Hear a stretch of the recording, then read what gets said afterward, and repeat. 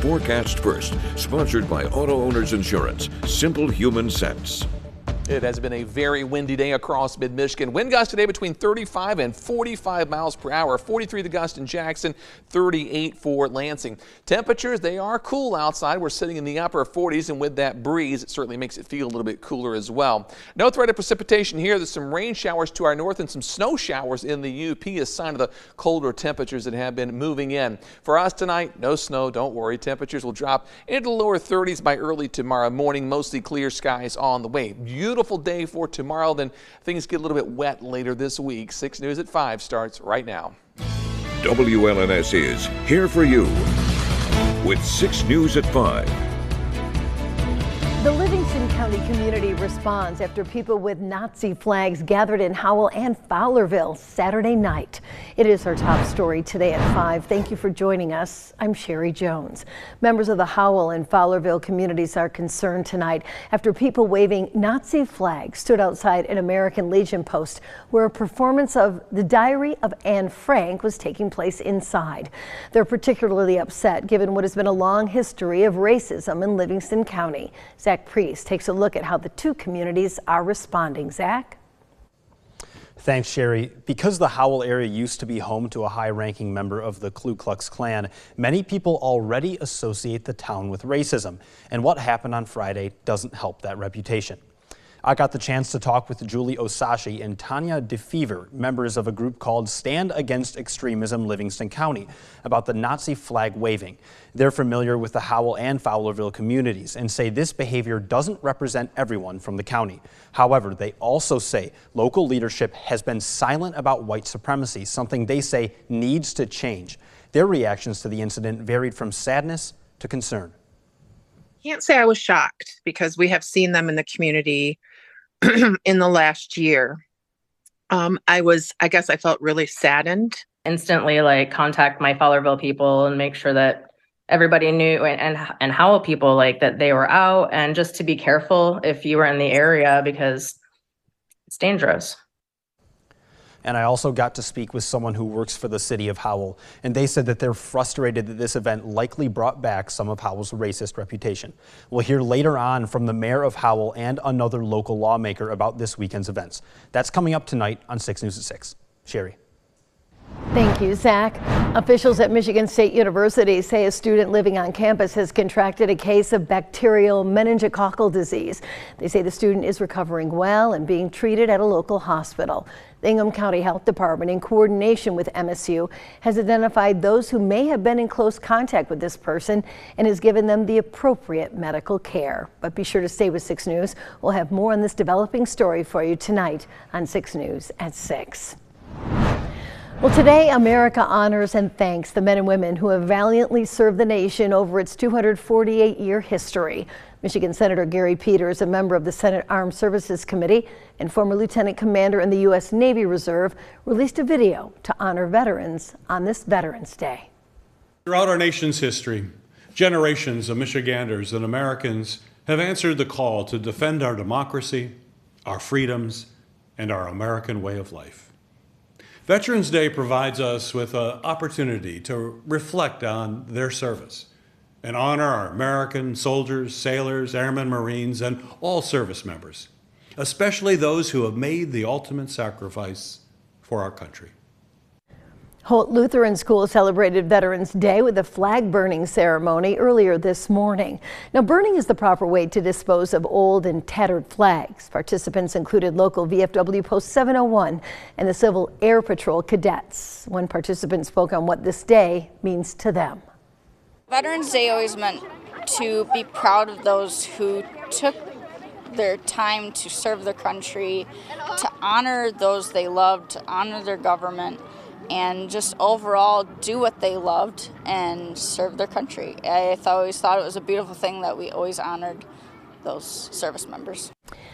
Students played an active role in today's ceremony, providing photos of the important veterans and their lives and performing songs that honored the service and sacrifice of our veterans.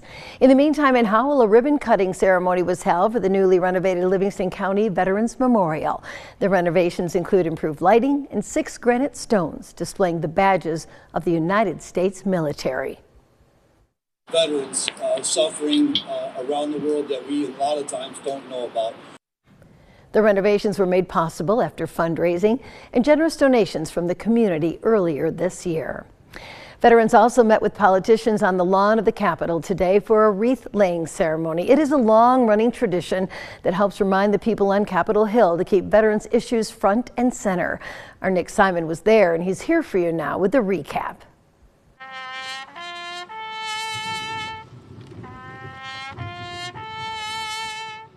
Today's wreath-laying honored every veteran from Michigan who's ever worn a uniform, and the message focused on what people in the community can do to make our veterans feel seen. It's important as a nation. We go back to George Washington, who recognized the importance of holding our veterans dear and near to our heart and recognizing that service and taking care of those veterans. Brigadier General Ravi Wag commands the Michigan Army National Guard. He says that today is not just about servicemen and women.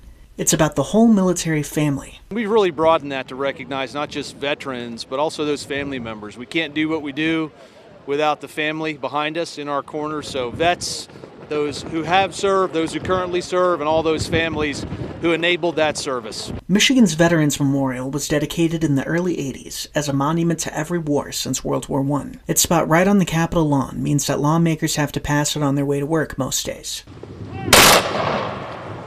That's where we met a veteran and a newly elected U.S. representative, Tom Barrett. He told us why it's important for people on Capitol Hill to keep veterans in their thoughts. You know, we're still losing far too many veterans to suicide. We have far too many people who've been denied benefits that they've accrued or earned.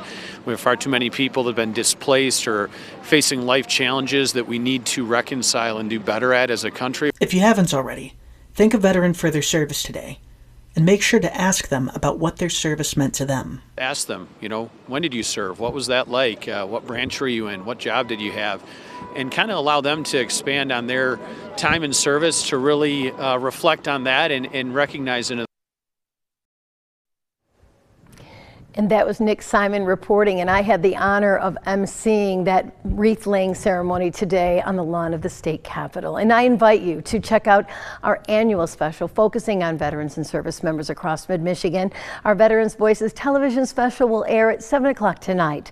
The half-hour program includes stories of honor and bravery and talks about government, the community, and how veterans themselves are working to make sure that everyone is cared for. Again, that special airs tonight at 7 right here on WLNS TV 6. From Storm Tracker 6, this is Weather First, sponsored by Auto Owners Insurance. Simple human sense. While temperatures today certainly are on the cool side, it still is a bit above average, and it's the same thing we've been talking about all fall long, which is the pattern really isn't changing much, at least for now. Long range temperature outlook, western U.S. seeing below average temperatures, but the eastern U.S., including mid-Michigan, will stay above average November the 17th. Hey, that's a good day, isn't it?